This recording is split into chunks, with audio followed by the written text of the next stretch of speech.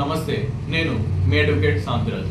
ఈరోజు మనం తెలుసుకోబోయే విషయం ఏంటంటే, ఇండియాలో పెళ్లి చేసుకుని అమెరికాలో లేదా ఫారెన్లో సెటిల్ అయిన భర్త అండ్ వైఫ్ వీళ్ళిద్దరూ డివోర్స్ తీసుకోవాలనుకున్న సమయంలో అక్కడి నుంచి ఇండియా రావాలా అనేది చాలామందికి డౌట్ ఉంటుంది.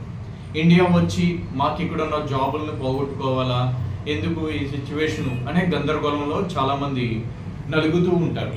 సో ఇలాంటి టైంలో ఒక అవకాశం అనేది మీకు కోర్టు ఇండియన్ లా ద్వారా ప్రొవైడ్ చేస్తుంది.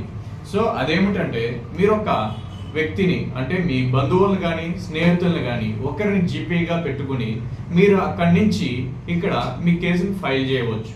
ఫైల్ చేసుకున్నాక మీ తరపున మీ జీపీఏ అంటే జనరల్ పవర్ ఆఫ్ అటార్నీ ఎవరైతే ఉన్నారో వాళ్ళు మీ కోర్టుకి అపియర్ అవుతూ వాళ్ళు అడిగిన ఎవిడెన్స్లను ప్రొవైడ్ చేస్తూ వాళ్ళు మీకు తగిన సమాచారాన్ని అందిస్తూ ఉన్నప్పుడు, కోర్టు అడిగిన సమాచారం మీరు మీ జీపీఐకి అందించినప్పుడు ఇలాగా కూడా మీ డివోర్స్ అనేది కోర్టులో రన్ అవుతుంటుంది. ఎప్పుడైతే మీ అవసరం ఉంటుందో ఆ సమయంలో కోర్టుకి ఒక పిటిషన్ ద్వారా మీరు వీడియో కాల్లో మీ ఎవిడెన్స్ని చెప్పొచ్చు, మీ చెప్పాలనుకున్న విషయాన్ని కూడా కోర్టుకి తెలియజేయచ్చు.